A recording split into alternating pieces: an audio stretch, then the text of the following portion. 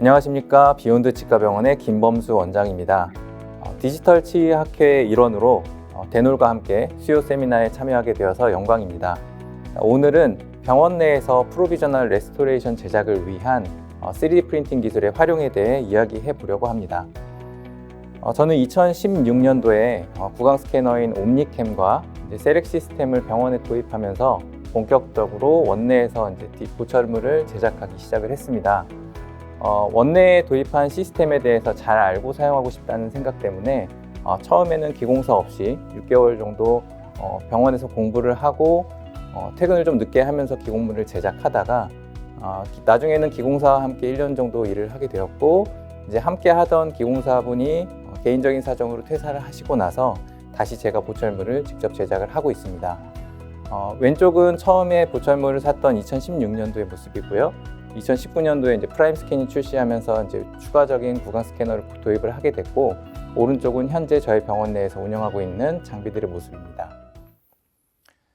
자연치아 크라운을 포함하여 대부분의 보철물을 원내에서 제작을 하고 있습니다. 지대치의 프랩이 마무리가 되면 연조직 처치를 해서 지혈을 하게 되고, 구강 스캐너를 이용해서 스캔을 합니다. CAD 소프트웨어를 이용하여 크라운을 디자인하고 있습니다. CAD 디자인에서의 교합점 모습이고, 풀 컨투어의 지르코니아를 이용하여 대구지의 크라운을 제작을 하였습니다. 실제 구강 내에 세팅한 모습을 보게 되면 CAD 디자인에서와 유사하게 교합점이 형성되는 것을 볼 수가 있습니다. 적합도가 좋은 상태로 대부분 제작이 되기 때문에 교합 조정을 최소화할 수 있고 체어 타임을 많이 줄일 수가 있습니다. 원내에서 보철물을 제작하고 나서부터는 이런 과정들이 이제 일상적으로 되었고, 세팅을 하는 날 아주 빠르고 기분 좋게 마무리를 할 수가 있게 됩니다. 일상적으로는 프로비저널 레스토레이션이라는 단어보다는 스텝 선생님들이 보통 템포러리 또는 임시치아라고 많이 이야기를 합니다. 치과 보철학 용어집에서는 템포러리나 인테림, 프로비저널 레스토레이션에 대해서 비슷한 내용으로 정의를 하고 있습니다. 보통은 최종 보철물을 제작하기 위해서 제한된 시간 동안에 사용을 하게 되지만 심미나 교합이나 안정 등의 기능을 하는 보철물로 이야기를 하고 있습니다. 자연치를 프랩을 했다고 가정을 해보면, 개업을 하고 나서 이제 여러 원장님들과 만나보면 이런저런 비용도 굉장히 많이 들고 굉장히 바쁜 일상을 보내게 되는데, 옆에 도와줄 사람도 부족하고 하다 보니까 이제 제가 보철을 전공했다 보니 임시치아를 꼭 해야 되나요? 이제 이런 질문을 하시는 경우들을 만날 수가 있습니다. 크라운을 위한 치아 삭제를 하고 나면 덴틴이 노출되기 때문에 반드시 보호를 해줘야 합니다. 그렇게 말씀을 드렸더니 이번에는 그러면 신경치료한 치아는 괜찮지 않나요? 라는 반문을 하시더라고요. 일단은 교합점과 프록시말 컨택이 유지가 되지 않으면 치아의 위치가 변경될 수가 있기 때문에 파이널 보철물이 들어갈 때 좀 어려움을 겪을 수가 있습니다. 치수가 노출이 되게 되면 치수염이나 치아 파절, 덴틴에 오염되는 문제도 있겠고요. 마진이 불량할 경우에 플락이 침착된다든지 이로 인한 세균들로 인한 치은염, 그리고 치수염을 예방하기 위해서는 반드시 프로비저널 레스토레이션이 필요하게 됩니다. 일반적으로 우리가 인상체득을 하고 기공소에서 보내는 이런 과정에서는 체어사이드에서 임시치아를 제작하는 과정이 반드시 이제 필요하게 됩니다. 이 과정은 생각보다 숙련되기까지 이제 많은 훈련이 필요하고요. 환자분들이 예약 시간에 모두 내원을 하시고, 내원한 환자분들이 오늘은 검진과 상담만 받고 다음번에 이제 치료를 할 테니 쉘크라운 준비를 하고 다음번 예약에 오신다고만 하면야 저희가 이제 크게 어려울 것들이 없겠는데요.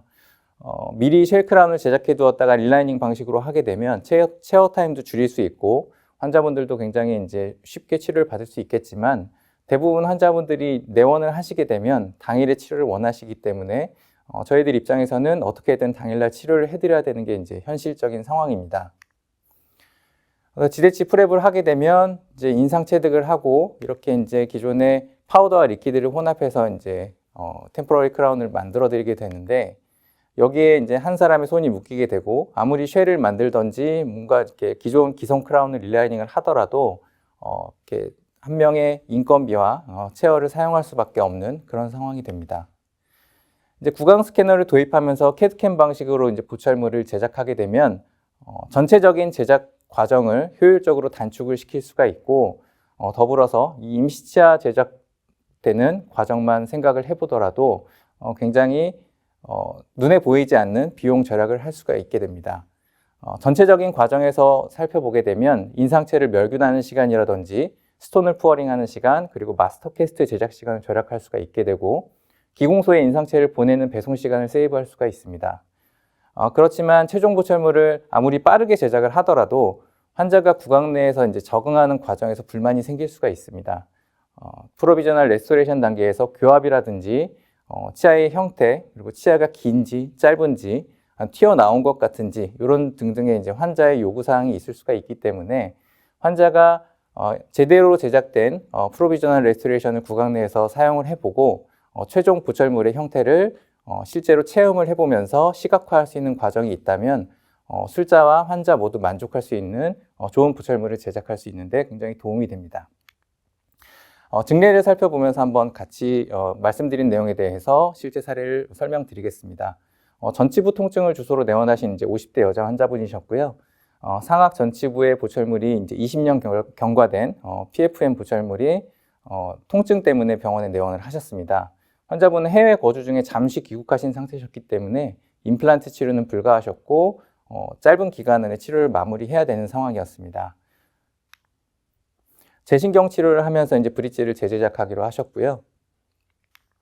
기존의 보철물을 제거하기 전에 사전에 스캔한 데이터를 중첩을 하면서 기존 보철물이 반대편 치아와 비교를 했을 때 돌출이 되어 있고 익스트루전 되면서 길이가 비대칭 상태인 것을 확인할 수가 있었습니다.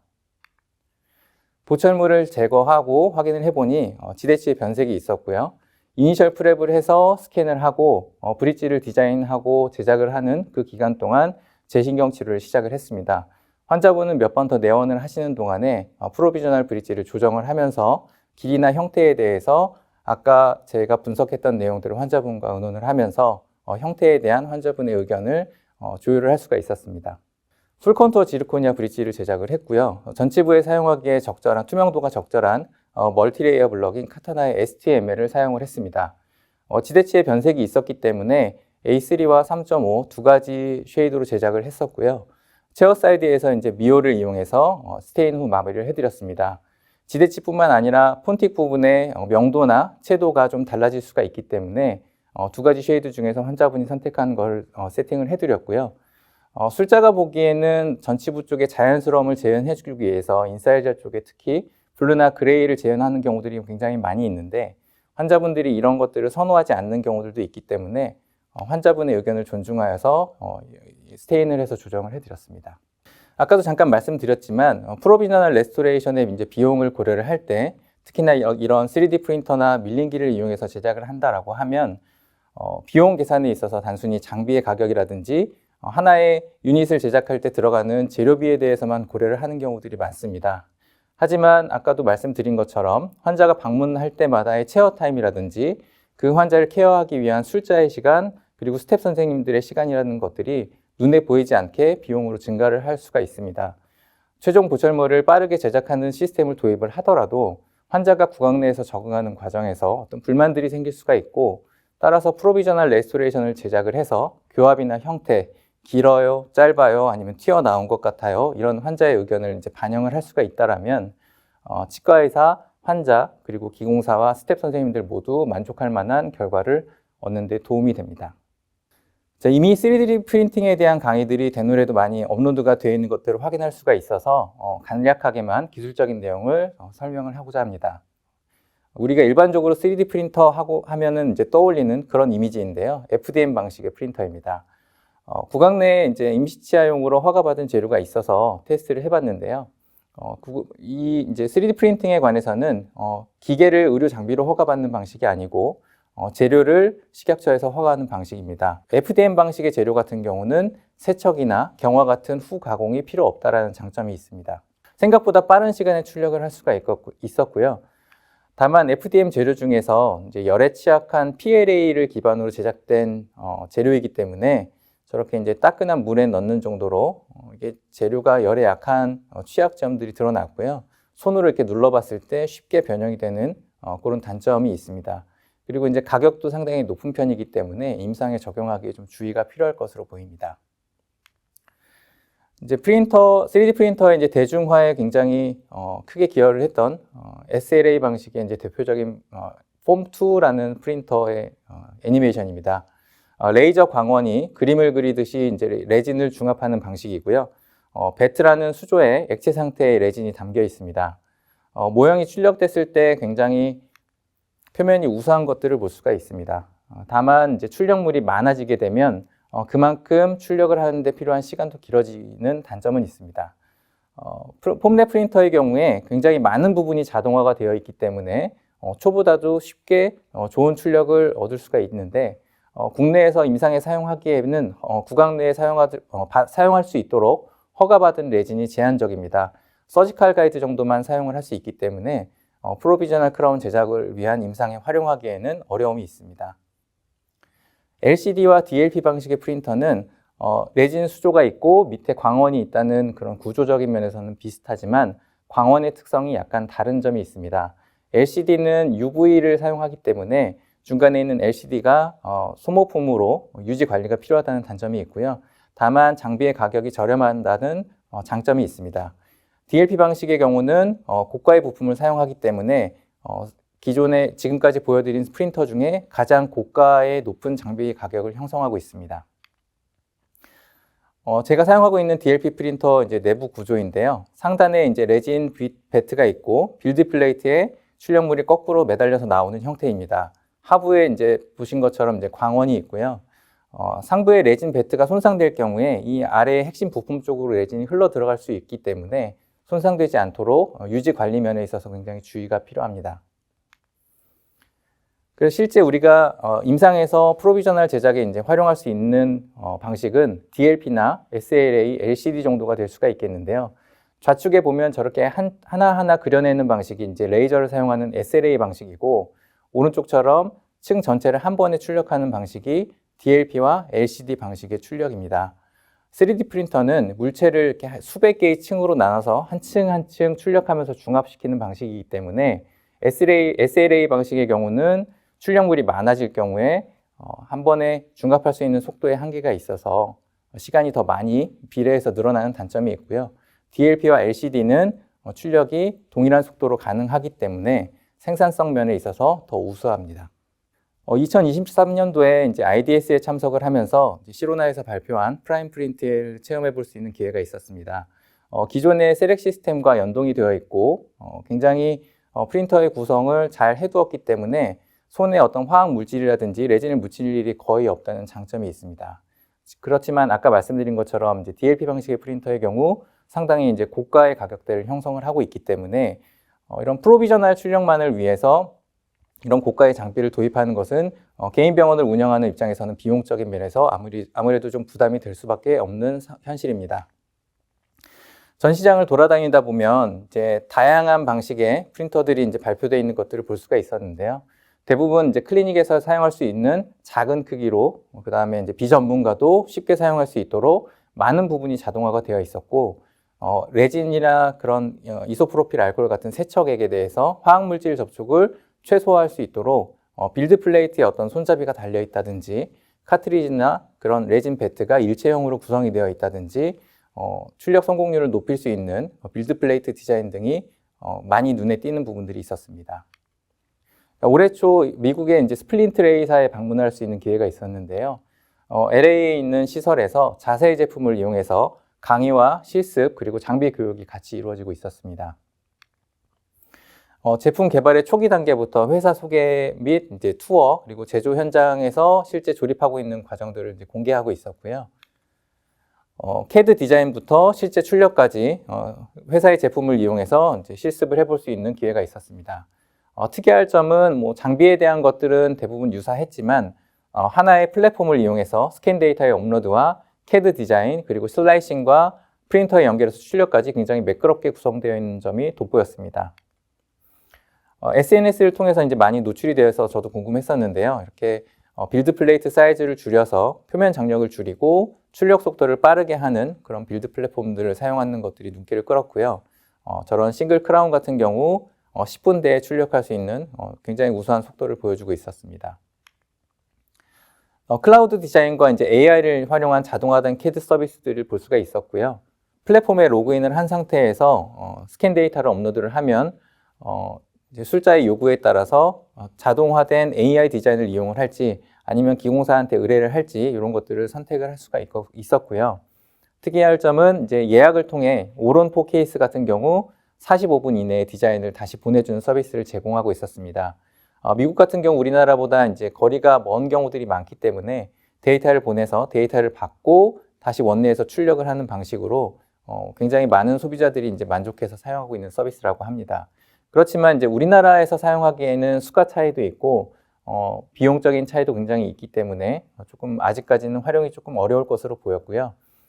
국내에서 발표된 무료 캐드 중에서는 아직까지는 브릿지 디자인이 지원되는 경우들이 없기 때문에 차라리 이제 캐드적인 부분에서는 원내에서 직접 하기가 부담스럽다면 기존에 거래하던 기공소와 소통을 하면서 스캔 데이터를 보내고 이제 빨리 디자인을 받아서 프로비저널을 제작해서 출력하는 방식이 현실적인 방안이라고 생각됩니다.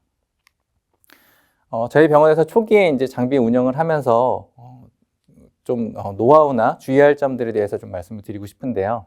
왼쪽은 처음에 대기실 한쪽에 오픈된 공간에 프린터와 밀링기들을 놓고 운영하던 모습이고, 오른쪽은 이제 파티션을 이용해서 공간을 분리한 모습입니다.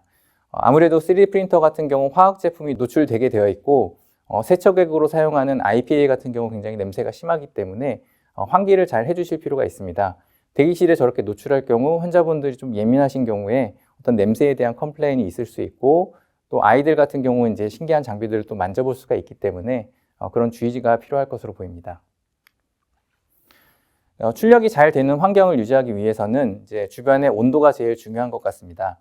저희 병원에서는 사실 그동안 크게 어려움을 겪지 못했었는데, 제가 뭐 잘한 줄 알았었는데 나중에 이제 공부를 하고 보니 저희 병원이 있는 그 공간의 경우에 외부가 한겨울에 뭐 영하로 내려가더라도 실내가 영상을 항상 유지할 수 있는 좋은 환경이었던 것 같습니다.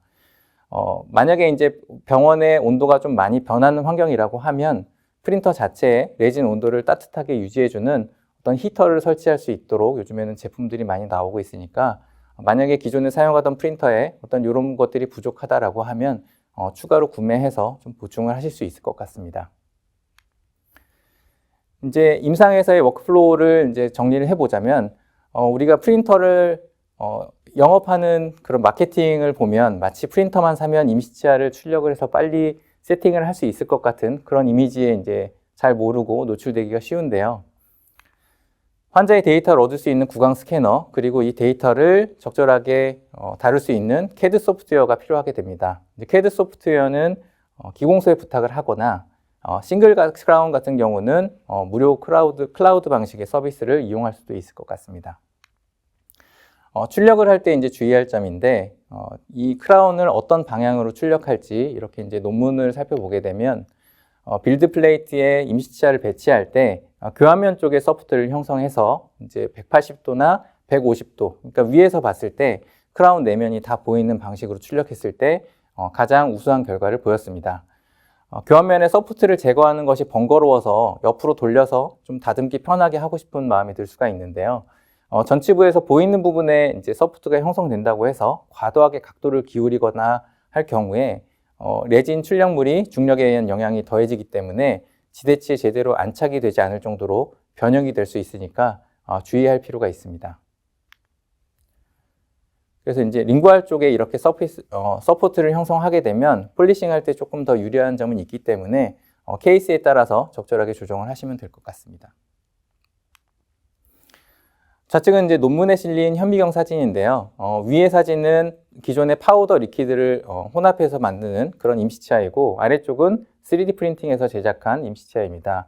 더 확대된 사진을 보게 되면 이제 하나의 그 레이어들이 저렇게 층층이 나눠져 있는 것들을 볼 수가 있는데요. 실제 출력물을 이제 확대한 사진을 보게 되면 굉장히 그 레이어와 그런 그 픽셀들이 다 보이는 것들을 알 수가 있습니다. 그렇게 이제 마진 부위에서도 이렇게 층층이 져 있는 것들을 확대하면 볼 수가 있는데요. 임상적으로는 이렇게 이제 링크에서도 보면 레이어와 사이에 갭들이 보이고 있는데, 보통 이런 한 층의 간격이 100마이크로미터 정도로 폴리싱과 세면 등을 이용해서 막을 수 있는 공간이기 때문에 임상적으로는 크게 문제가 되지 않습니다. 이제 출력한 크라운이고요. 이제 확대한 레이어를 보게 되면 마진부와 표면에 저렇게 이제 층이 져 있는 것들을 볼 수가 있는데, 폴리싱을 해보면 매끈하게 이제 처리를 할 수 있는 것을 볼 수가 있습니다. 싱글 크라운 같은 경우는 폴리싱을 해도 크게 부담되지 않을 정도의 그런 작업 시간을 보일 수가 있는데요. 이렇게 큰 출력물의 경우는 덴처의 핑크 레진을 이용해서 별도로 출력하고 치아 부분을 별도로 출력해서 이제 결합을 하게 되어 있는데, 이 결합하는 과정에서 레진을 이용하게 됩니다. 이 레진을 결합하는 과정에서 확대를 해보면 사이에 기포도 굉장히 많이 들어가 있고 먼지도 이렇게 달라붙는 것들을 볼 수가 있습니다. 보철물 크기가 커질 경우, 유닛수가 많아질 경우에 폴리싱으로 표면 처리를 하는 것들이 시간이 좀 걸릴 수 있기 때문에 광택제를 적절히 활용하는 것은 필요할 것으로 보이지만, 이런 단점이 생길 수 있다는 것들은 고려를 하셔야 되고, 오랜 기간 사용하시다 보면 구강 내에서 광택이 소실될 수도 있기 때문에 이런 점들은 주의해서 방식을 선택하시면 될 것 같습니다. 임시치아를 이제 3D 프린터로 출력하는 과정을 한번 동영상으로 정리를 해봤습니다. 먼저 CAD 디자인을 원내에서 진행하시던 아니면 외부 기공소를 이용하시던 디자인을 마무리하시게 되고요. 완성된 디자인 파일을 소프트웨어로 불러오게 됩니다. 이 소프트웨어에서는 입체적인 크라운을 한 층 한 층 잘라서 수백 개의 레이어로 나눠주게 되고요. 정확하게 출력될 수 있도록 적절한 방향으로 보철물을 회전시켜서 서포트를 형성하게 됩니다. 정확하게 출력되기 위해서는 마진이 한눈에 보일 수 있도록 180도 또는 150도 정도로 돌린 형태가 논문상으로는 가장 정확한 결과를 보여주고 있습니다. 이렇게 한 층 한 층 자르는 과정을 슬라이싱 한다고 하고요. 저런 소프트웨어를 슬라이싱 소프트웨어라고 하고, 보통은 프린터에 설정값들을 다 저장되어 있는 전용 프로그램들이 프린터와 같이 제공을 하고 있습니다.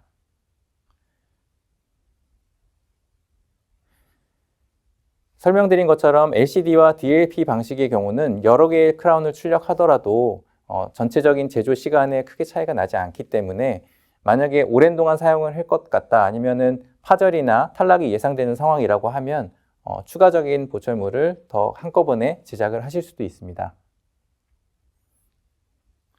사전에 서포트를 어떻게 형성을 할지 미리 저장을 해 놓는다고 하면 여기서 이제 서포트를 일일이 설정해야 되는 그런 번거로움을 줄이실 수가 있습니다.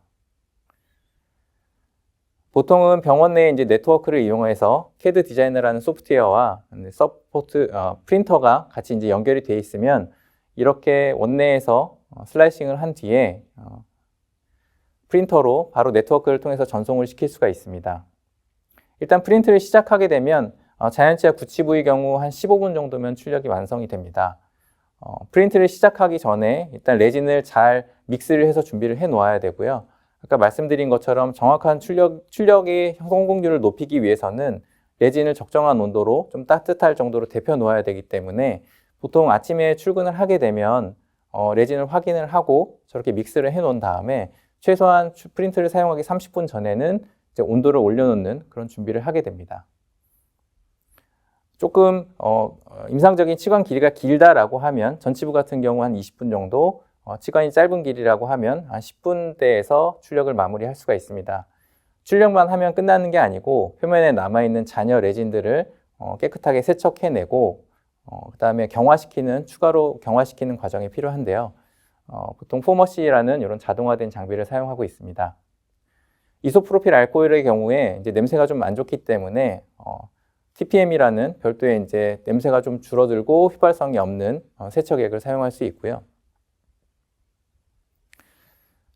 그래서 이제 프린터만 구매하시면 안 되고 저렇게 세척기, 그리고 추가적으로 UV 큐어를 할 수 있는 큐어링 머신도 같이 구매를 하셔야 됩니다. 그래서 출력 시간 이외에 이후에 세척하는 시간, 그리고 큐어링 하는 시간까지 생각하면 그래도 1시간 이내에는 출력물을 얻을 수가 있게 됩니다. 저렇게 이제 손톱에 경화를 시키는 UV 장비들도 있는데 너무 광량이 약하기 때문에 프로비저널 레스토레이션을 큐어링 시키기에는 부족한 장비이기 때문에 반드시 전용 장비를 필요하시는 것을 추천드리고 싶습니다. 경화가 끝나고 나면 이제 붙어있는 서포트를 제거를 해야 되는데요.